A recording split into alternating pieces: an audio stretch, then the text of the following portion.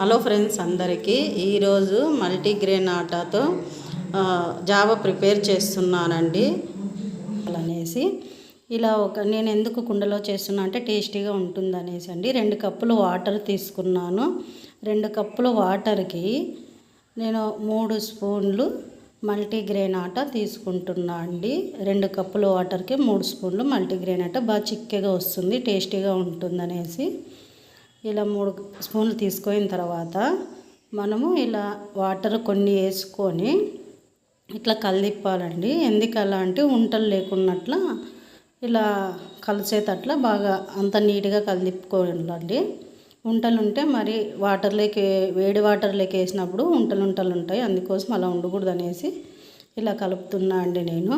ఇది హెల్తీగా బాగుంటుందండి. మనం పొద్దున్నే జావ తీసుకుంటే మరి మనకి తొందరగా ఆకలి కూడా అనిపించదు.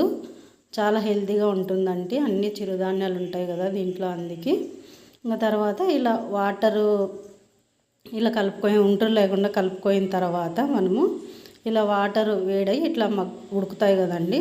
అప్పుడు మనం మల్టీగ్రెయిన్ ఆటా కలుపుకోయిన వాటర్ వేసేసుకునేదండి. ఇది కూడా ఇలా ఉంటలు లేకుండా బాగా కలుపుకోవాలండి.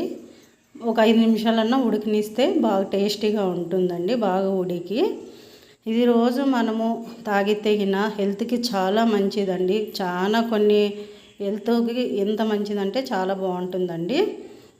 అలాగనేసి ఇలా జావ చేసుకొని తాగుతామండి పొద్దున్నే, బాగుంటుంది. వీలైతే మీరు కూడా అలాగే చేయండి.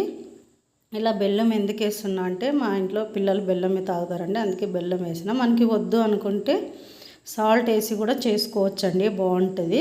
ఇట్లా ఒక 5 నిమిషాలు ఉడికిన తర్వాత ఇలా అవుతుందండి. ఇలా చూడండి, బాగుంది కదా.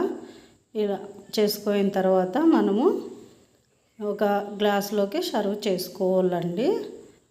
ఆ తర్వాత రెడీ అయిపోతుందండి. మనకి మల్టీగ్రెయిన్ ఆటాతో జావా రెడీ అయిపోతుంది.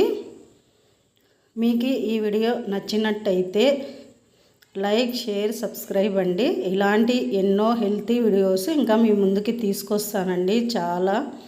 అందుకోసము లైక్, షేర్